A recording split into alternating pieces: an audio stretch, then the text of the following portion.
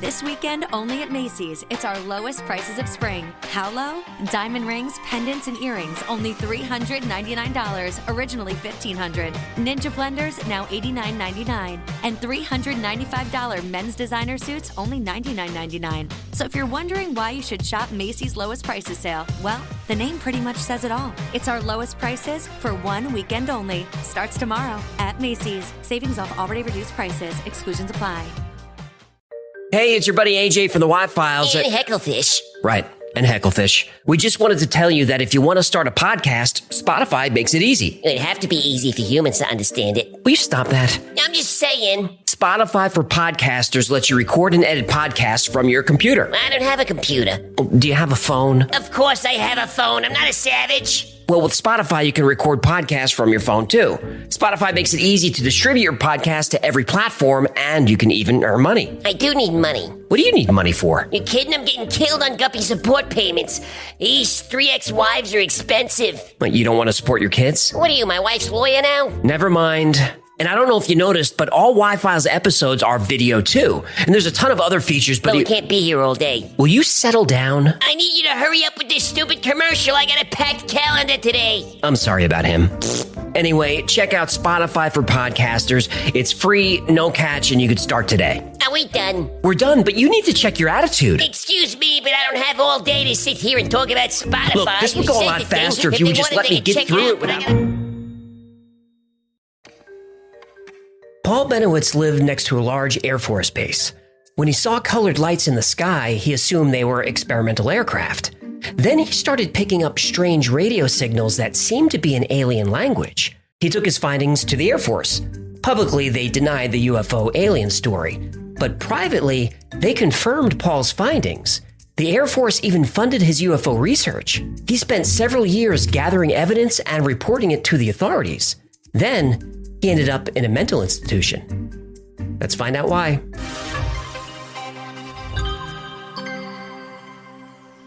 In 1969, while pursuing his PhD in physics, Paul Bennewitz started a successful electronics company in New Mexico called Thunder Scientific. Oh, that's a pretty badass name for a company. It is. Thunder. Ooh, ooh, ooh, thunder. Ooh, ooh, ooh, ooh, thunder. Ooh. AC/DC? I know who it is. Paul Bennewitz's primary clients were the Air Force and NASA. He did so much business with the Air Force that he actually bought a home and established a lab right next to Kirtland Air Force Base in Albuquerque. Now, Kirtland is a big facility. It's one of the largest Air Force installations in the country. It has science labs, weapons testing areas, observatories, and huge storage facilities for nuclear weapons. From the second floor deck of his house, Paul frequently saw strange colored lights in the sky around the Air Force Base, lights that were moving too fast to be aircraft. Now, Paul documented and filmed everything he saw. Then Paul Bennewitz had an idea. He was an engineer, a physicist, and an expert in electronics. So he set up his radio equipment and detected transmissions on a frequency in the gigahertz range, much higher than the military used at that time. As a pilot and military contractor, Paul Bennewitz knew what Air Force signals sounded like. But this was something very different. He analyzed these signals and realized they were data bursts, and in the data were messages.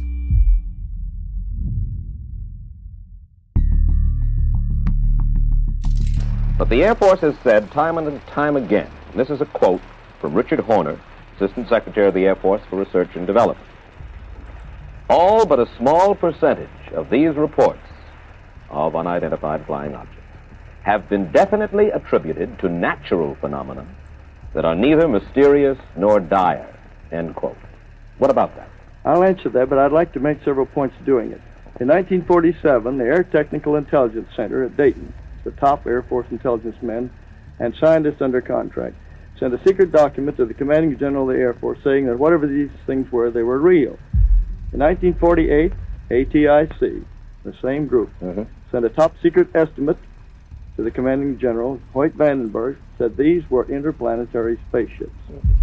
In 1952, there was an intelligence analysis of the maneuvers of these things, as seen by radar, triangulation, radar photographs, and in 1953, the Central Intelligence Agency and the Air Force had a special panel of scientists meet at the Pentagon to tell them what to do. And after they got through, this group said, "You don't have proof that these things exist, not scientific proof, but you have a very strong circumstantial case. We suggest you quadruple the investigation, set up special observation posts, in the meantime, release everything you've got to the American people." And they have been spending a lot of money investigating flying saucers. If they don't exist, why the money? Why did the intelligence teams rush out every time there's a sighting?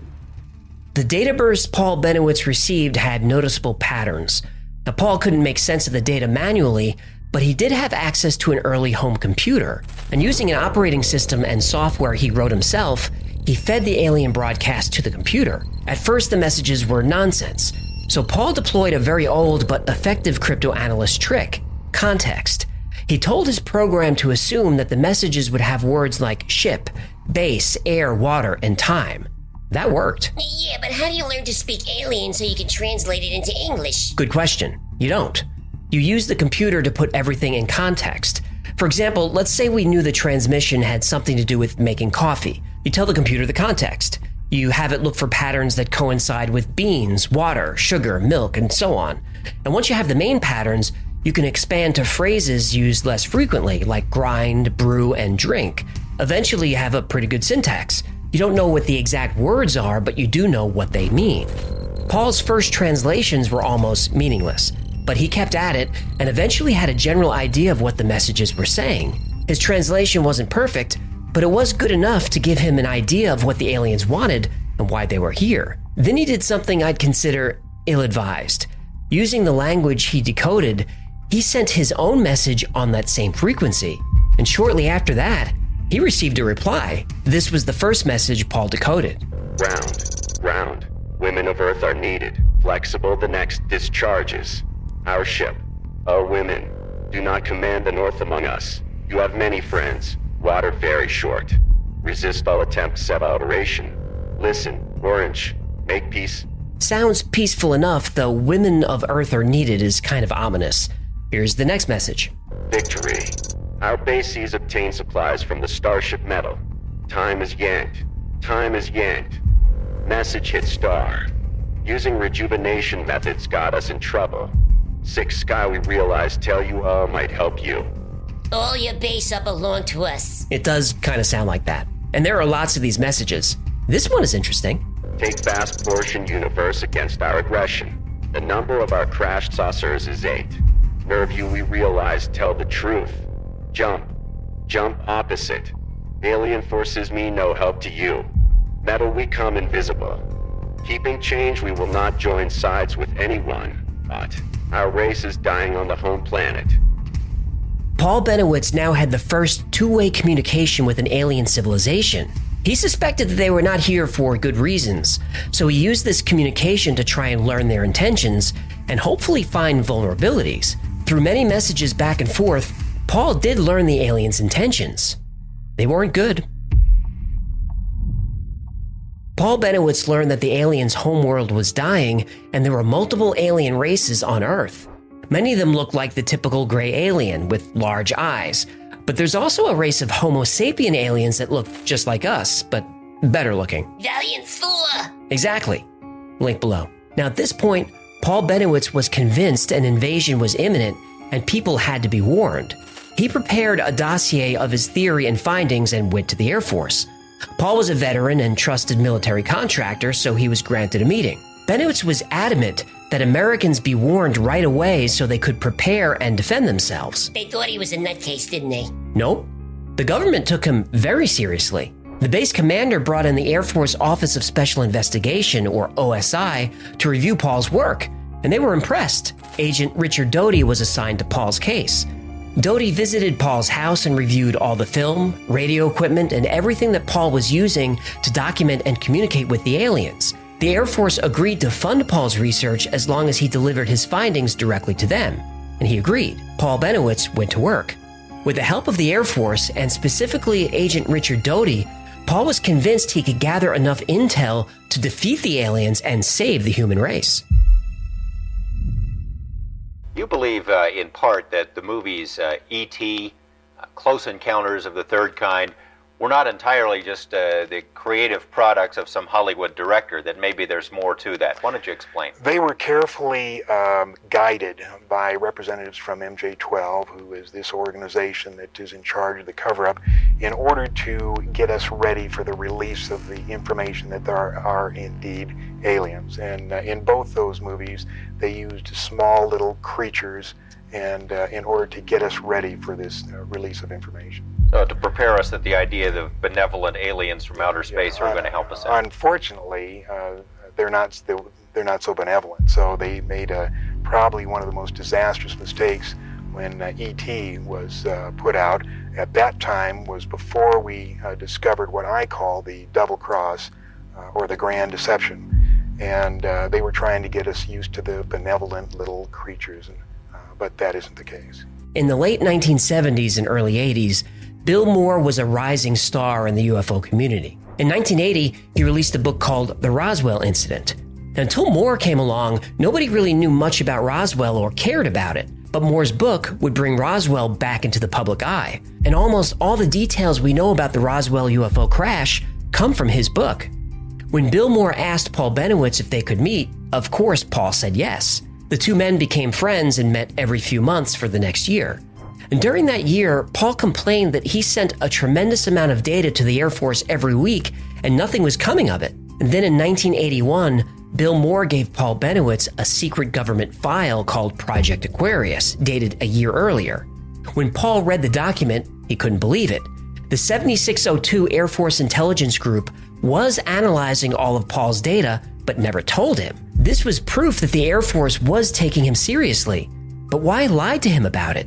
Then Bill Moore said very carefully and very quietly, "Paul, you'd better be very careful with what you do with this. Use it for your own research, but otherwise just sit on it." Now, the last paragraph of the Aquarius document is this. The official U.S. government policy and results of Project Aquarius is still classified top secret, with no dissemination outside official intelligence channels and with restricted access to MG-12. Case on Bennewitz is being monitored by NASA/INS, who request all future evidence be forwarded to them through AFOSI/IVOD because of a chance of public exposure. Oh, did that thing just mention MJ-12? Yep.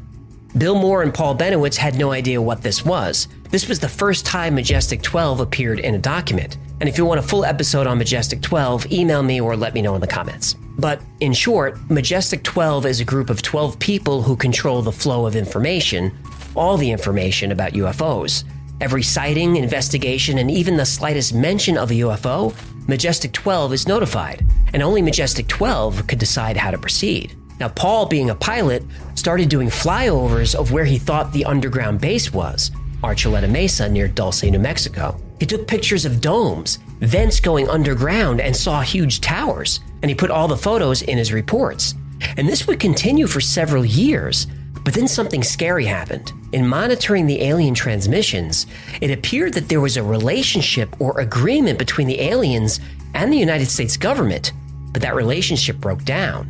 On Paul's next flight, he saw scorched patches of ground, flattened trees, and even downed aircraft.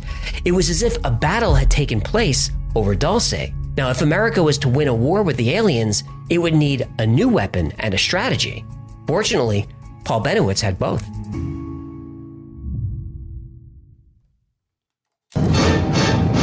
The United States Army presents The Big Picture, an official report produced for the armed forces and the American people.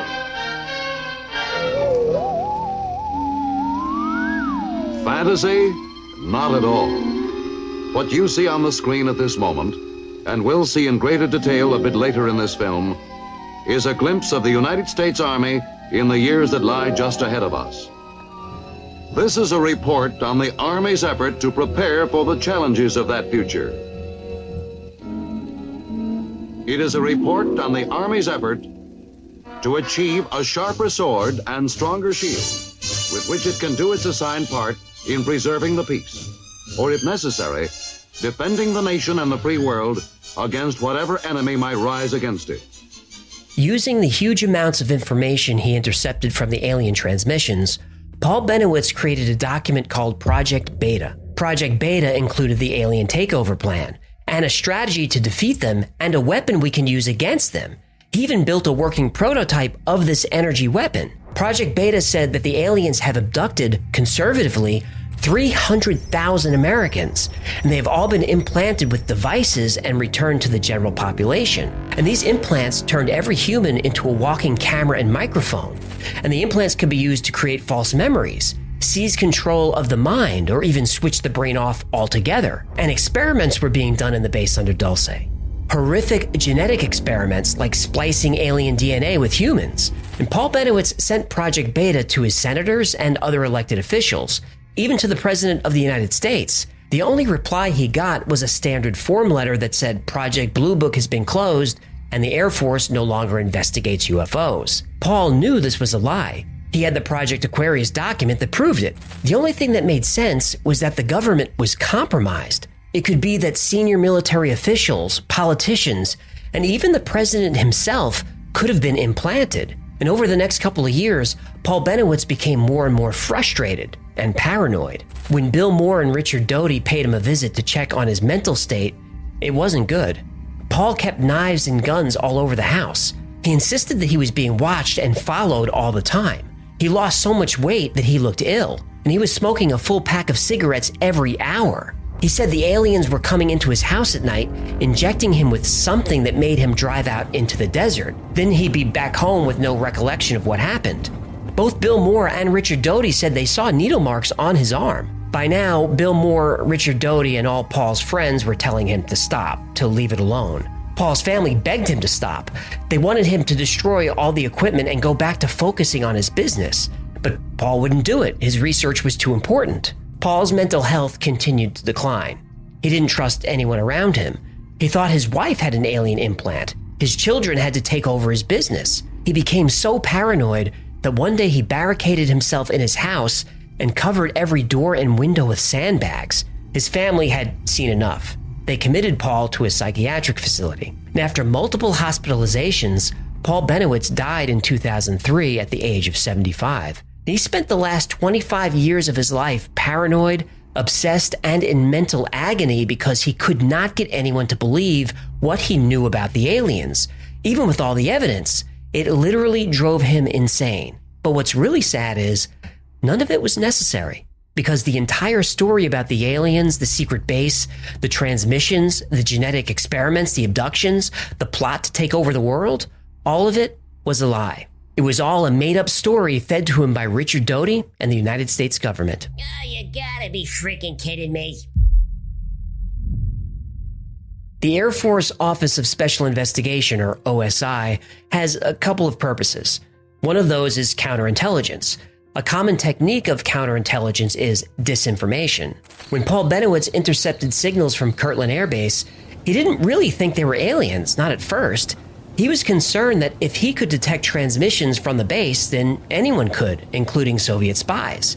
And after reviewing Paul's equipment and research in detail, the Air Force realized that Paul was right. The signals were coming from the base and were vulnerable. That's a problem. When the Air Force reviewed Paul's photos and film, the objects that seemed to be UFOs were actually secret experimental aircraft. That's another problem. But rather than tell Paul Bennewitz the truth, which according to the Air Force would compromise security, Special Agent Richard Doty was given an assignment. Feed Paul Bennewitz information to lead him to believe that he had discovered a hostile alien presence. Why not just tell him to back off? Because the Air Force didn't know who Paul's friends were. If Paul was compromised by a Soviet agent, the Soviets would know there were secret projects happening on the base, so the Air Force would go a different way. Now, at first, this was just a simple nod from Doty. All I had to do was say, well, you know what, Paul? Maybe what you did see was UFOs. So nothing very specific. But over time, the lies Doty told Paul became more detailed, and other government agencies got in on the action. At some point, Paul was sure he was being watched from the vacant house across the street. Now, it was easy to say this was Paul's paranoia and not take him seriously. But Paul was right. The National Security Agency was surveilling him from that house. And to make things even worse, the alien transmissions that Paul decoded, they were actually sent from the NSA. The NSA also swapped out Paul's computer to ensure that he would decode the messages the way they wanted him to see them. It was all fake. and Paul Bennewitz ate it up and suffered because of it. Paul was a victim of the government's counterintelligence plan, but he wasn't the only one.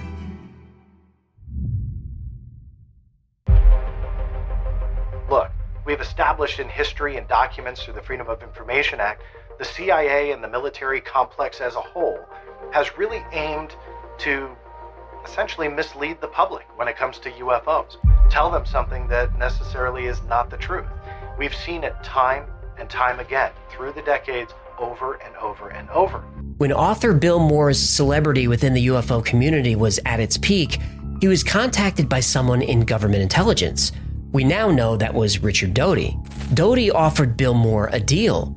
Moore would receive government documents on UFOs and learn what the government was hiding. But in exchange, he would disseminate Doty's fake UFO stories and report on people within the UFO community. Doty wanted to know who the UFO enthusiasts were and what they knew. The fear was that if Paul Bennewitz could intercept secret military data, then other people could. Now, it's never been confirmed, but it's believed that during this time, the United States was building and testing either stealth or drone technology at Kirtland Air Base. This was information that absolutely could not fall into an enemy's hands. So this is how Paul Bennewitz came to know Bill Moore. It was a setup. Moore was given the Aquarius document and instructed to give it to Paul. But here's where the counter-intel campaign starts to get sloppy. Bill Moore had seen the Aquarius document. Of course, he was fascinated by it. And at that time, Moore thought the information and documents he was getting were legitimate. But when Moore was given the Aquarius document to forward to Paul Bennewitz, it was different. Details were changed. Doty brushed off Moore's concerns. He said the document was sanitized and redacted for security reasons. Moore didn't believe it. Obviously, the plan was to get Paul to go public with the Aquarius document. Then the government steps in to discredit him. This meant Moore was now specifically being asked to lie to a fellow UFO researcher on behalf of the US government, a man he considered a friend, and help the government destroy his friend's reputation. Moore was conflicted, so he didn't do anything, not for months. Then Doty told him, "Deliver the document or never hear from me again." So Moore did as he was told and delivered the fraudulent Project Aquarius document. But trying to protect him, he begged Paul to never speak of it. So Special Agent Doty had Paul Bennewitz covered on the Kirtland Air Base side, but he still needed to address the issue of underground bases near Dulce that Paul was convinced he saw. So Doty and the OSI put props all around the area. They set up domes and air vents and even what looked like alien craft. They littered the mountain with the stuff. The OSI had helicopters painted black and flew them at locations and times where Paul was sure to see them. And Paul believed it all. When you consider all the time and trouble and expense that went into deceiving Paul Bennewitz, you have to ask, who ordered this and why? Was it just to discredit one UFO guy? No. Richard Doty's actual goal was to infiltrate the UFO community and flood that community with as much disinformation as possible. Then the government could observe the results of that campaign, identify possible security risks, and if necessary, neutralize them. But all of this would eventually unravel, and the truth would be revealed. The Mutual UFO Network, or MUFON, holds a convention every year. In 1989, Bill Moore was a speaker at that convention, and during his talk, he admitted that the US government had been actively spreading lies about UFOs for years, and he knew this because he was helping them to do it. And it was Richard Doty, then with AFOSI at Kirtland Air Force Base, who soon came into play as the middleman in that process. Shortly thereafter, it became apparent to me that my supplying information to the government through Doty on the activities of Paul Bennewitz, APRO, and to a lesser extent several other individuals was to be a part of this equation. I also discovered that whatever it was that Bennewitz was involved with, he was the subject of considerable interest on the part of not one, but several government agencies, and that they were actively trying to defuse him by pumping as much disinformation through him as he could possibly absorb.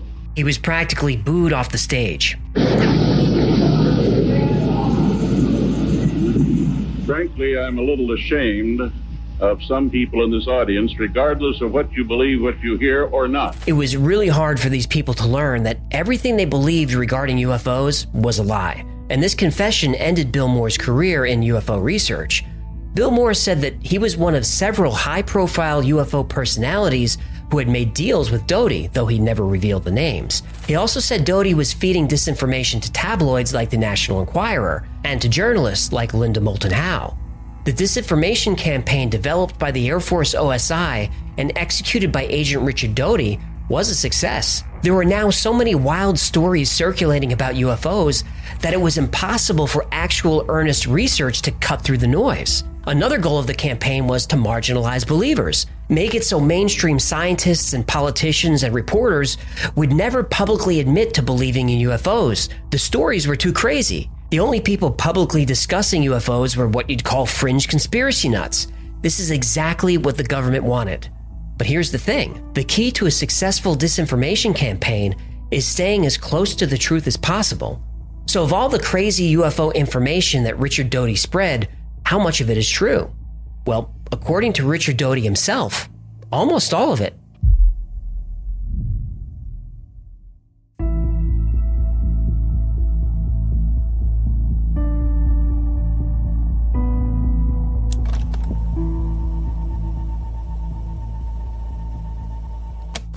I'm Richard Doty. I was assigned as a special agent with the Air Force Office of Special Investigations at Kirtland Air Force Base. I was a counterintelligence officer at the base, and one of my jobs was to conduct counterintelligence operations at the base. And during my time there, my first few months there, I was briefed into a special access program involving the U.S. government's investigation and contacts with extraterrestrial, the visitation of these extraterrestrials to Earth. I was read into the project in the summer of 1979, and the briefing was it was a special access program. They have a special security clearance to have access to it, and I was briefed into it by an Air Force colonel from Washington who came down and briefed myself and a couple other people into this program. They showed us the movie. They actually showed us I believe it was a 16 millimeter movie on the recovery. It was obviously the movie was classified, highly classified. The narrator in the movie detailed when the crash occurred, approximately when the crash occurred in the latter part of June of 1947, and the recovery, showing military personnel at the recovery site, recovering the bodies at the site, and the craft that was at that site. The story of Air Force OSI agent Richard Doty is a complicated one. And because he worked in military intelligence, it's not easy to find information. After the Paul Bennewitz affair, he stayed in the Air Force, but left the Office of Special Investigation. He said some of his superiors saw his actions as unauthorized, so he was asked to leave, which he did voluntarily. And there's nothing in his military record to indicate he's not telling the truth. And after he left the service in 1988, his life gets confusing. He became a New Mexico state policeman, eventually retiring from that position. But something changed in him. He became a UFO believer. Doty continues to show up in interviews, in documentaries. He even goes to UFO conventions. In the early 1980s, Richard Doty did more damage to UFO research than any single person ever had. But as recently as a few years ago, he's a guest speaker at UFO conventions. He claims 80% of the information circulating about UFOs is real. He claims the Roswell crash happened. He claims the US government did recover a spacecraft, did recover alien bodies, and even had a live alien at Los Alamos for a few years. That alien, by the way, liked Tibetan music and strawberry ice cream. Hold on. Did you just say aliens like strawberry ice cream? Yup. I'll take sentences I thought I'd never hear for 200, Alex. Doty said when he was briefed into OSI, he was shown a film with clips from the late 40s and early 50s that showed all these things were true. But can we trust him? The craft was more or less an oval egg-shaped craft. It wasn't saucer-shaped. But the creatures were approximately 4 foot. They didn't appear to have any ears. The fingers had no thumbs, just four fingers. Suction devices on their tips of their fingers. And they found a number of different objects in the craft that they used, that they experimented with and found. They had a piece of, they thought was plexiglass. It was a rectangular piece of plexiglass that they kept for years before they figured out it was the energy device for the craft. If you follow Richard Doty's interviews through the years, you'll notice the details aren't consistent. Now, maybe that's just a product of getting older. But what about his job history? He worked for the Air Force, specifically spreading lies about UFOs. Then he became a policeman. He talks about these things easily. But I've never seen him mention that he spent 10 years as a contractor for Hal Puthoff. I won't go into detail about Puthoff here, but for those who don't know, he's the founder of To the Stars, a private venture that investigates UFOs. Fine. Who else is on the board of To the Stars? Well, there's Christopher Mellon of the Mellon family. And when not enjoying life as a billionaire, Chris worked for the CIA and the Department of Defense. Who else? Steve Justice, former director of advanced systems development at Lockheed Martin, the infamous Skunk Works division. He's led many secret military projects, but good luck finding information on him. Then you have Luis Alessandro, a former intelligence officer who ran the secret government project ATIP, the Advanced Aerospace Threat Identification Program. ATIP was essentially a continuation of Project Blue Book, a military program to investigate UFOs. The government denied ATIP's existence until the New York Times exposed it. This private company that says they are bringing UFOs mainstream sure has a lot of senior people from the American intelligence apparatus, and they hire people like Richard Doty, foot soldiers of that apparatus. Have all these people had changes of heart? They spent their entire careers executing covert operations against American citizens and spreading lies to people who simply want the truth. But that was then, they say. You can trust us now. The New York Times exposed secret government programs related to UFOs. The Navy has released footage of pilots tracking UFOs. But how much more do we really know? The government recently released an enormous amount of documents pertaining to UFOs. Congress had a public hearing about UFOs. How much more do we really know? Not much. Was Richard Doty lying then? Is he lying now? Who knows? Because of a decades-long government-sponsored disinformation campaign, a campaign that I believe is still happening, we don't know what to believe. But that was the point all along. The government has thousands of square miles of land in the middle of nowhere, but it flies secret aircraft right near Paul Bennewitz's house in Albuquerque? Paul Bennewitz didn't receive any mysterious signals until after Agent Doty inspected and photographed the equipment he was using. Then suddenly the NSA shows up and beams alien messages into Paul's house? These are not coincidences. The Air Force put out irresistible bait, and Paul Bennewitz, Bill Moore, and countless others swallowed it. They are victims. We all are. Victims of our own government. Our military, our law enforcement, our elected officials, all of them solemnly swear to uphold the Constitution and protect the United States of America from all enemies, both foreign and domestic. But who are they really swearing to protect? Not all of us, because that oath doesn't seem to apply to the individual American citizen. No matter how honest you are, how loyal, how patriotic, or how many years you spent serving your country, if you interfere even slightly with the government's agenda, your own government will dedicate a tremendous amount of resources to destroy your reputation, your finances, your career, and if it can, your sanity, and call it a success. Your government will take away all that you hold dear in the name of the greater good.